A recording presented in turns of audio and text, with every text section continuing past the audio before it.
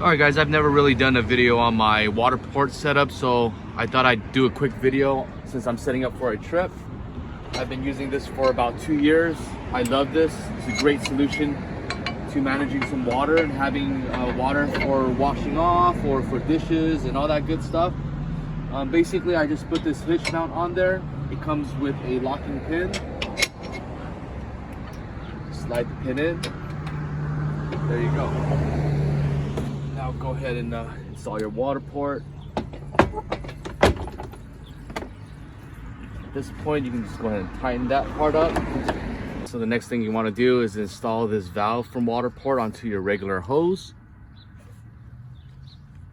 There's going to be a hose here. There's also a hose on this end. So what you want to do is connect this to this. Connect this to the valve here, making sure that it's tight. It locks in, and then go ahead and turn on your water.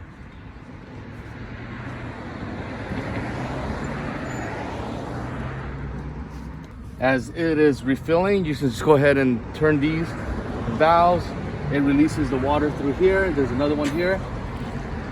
Now it is filling up. So make sure that everything's tight so it starts to create a compression, and so that when you're using your hose during camp, you're gonna have some pressure in the hose already. So let's go ahead and fill up. It takes a few minutes. So after a few minutes, you can kind of hear the water stop in the hose. At this point, go ahead and turn off the nozzles here. This will stop, and you can also turn the nozzle off right here. That will stop the flow there. Release, and turn off your water. And I'll go ahead and show you once we set this up in camp how it works. I love this item. And let's go to camp. All right, this is the continuation of the Waterport video. So we went ahead and filled it up at home. We're currently outdoors, and I'm gonna go ahead and show you guys how we set it up to use the hose. You can use the same hose that we used to fill it up. And you're pretty much just going to grab this end. Make sure you have it in there tight, so it will click.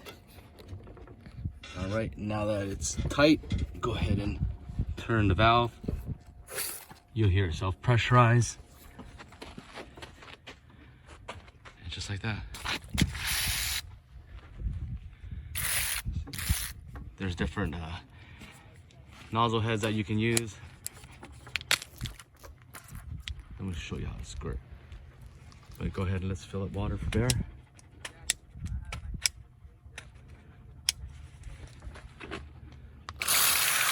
And wash it real quick. Dump it.